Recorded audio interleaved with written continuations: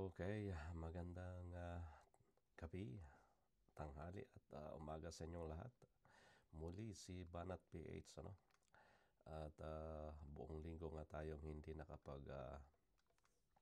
react sa mga videos, no? But thank you very much for watching me again, for subscribing, ano? At ang video nating makikita ngayon ay dito sa interview ni DND Gibo Teodoro, no? Patungkol nga dito dahil sa siya ang isang Secretary of Defense nga ng Marcos government. So pakinggan natin.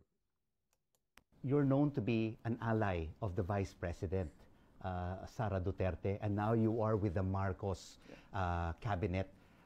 What are your thoughts on this deterioration of alliance between Duterte and Marcos Jr.?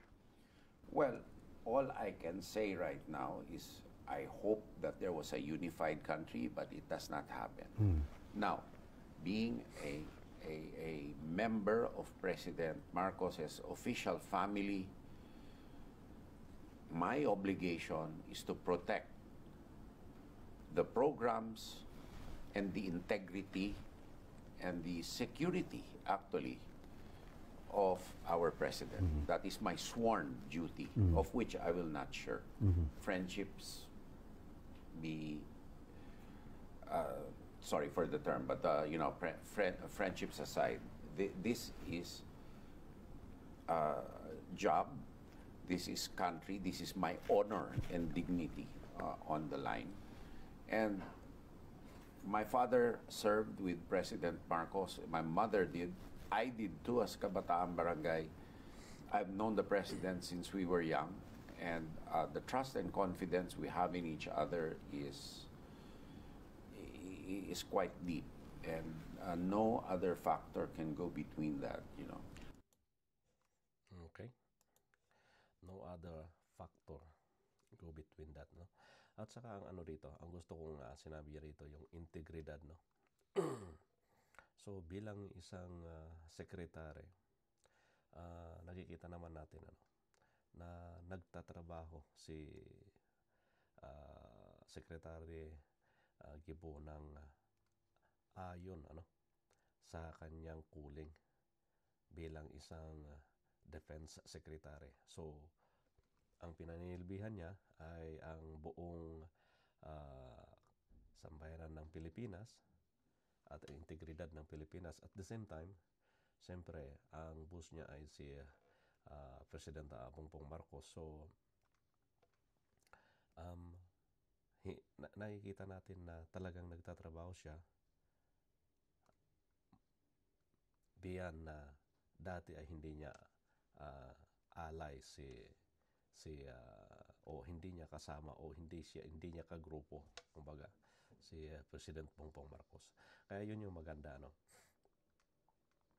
maganda dapat ito magandang tularan din ng mga iba na hindi dapat nababahiran ng politika ang pagtatrabaho at yung pwesto nila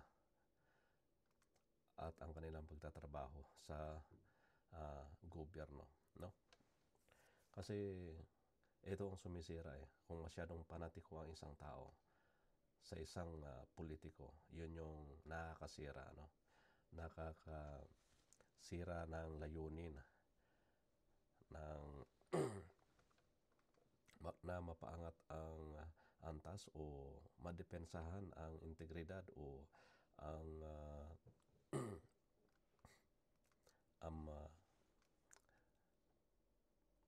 madepensahan ang anumang mga bagay na nag-uudyok o gustong sumira sa gobyerno ng Pilipinas. Kaya ito yung maganda, At si Gibo, nakikita ko rin at binasa ko yung kaniyang mga story o yung kanyang biography.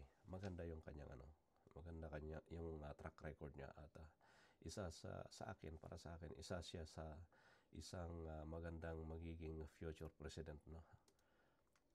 Si DND Gibo Teodoro.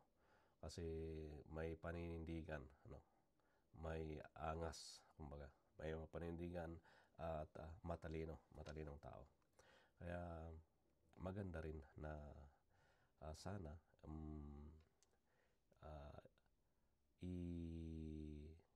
maisip man lang niya din na tumakbo, no? Kasi ito maganda ring suportahan kasi sabi ko nga kanina na matalino, alam niya ang rules o law, no? So, yun lang, no? At napakita lang natin tong video na ito na sana ito ay makita rin ng iba na magtrabaho sila ayon sa naibigay na trabaho nila. Hindi sila magtrabaho para lang sa sariling kapakanan ng iisang tao, no? Ang dapat na makita nila ay kapakanan ng buong sambayan ng Pilipino. Yun lang yun, no? So, mabuhay po si Sir Gilbert Teodoro at kung ang future niya sa politika ay dapat masuportahan din, no? Magandang masuportahan din tong kabayan na to. So, maraming salamat and God bless. At ganoon din sa mga hindi pa nakapag-subscribe, mag-subscribe na po. At ganoon din sa mga nanonood, maraming salamat po at malaking tulong po sa kayo sa katulad kong maliit na content creator. At the same time, ang pinag-uusapan natin dito ay politika at yung tama lang ang ating ipinapakita. Okay? Maraming salamat po and God bless.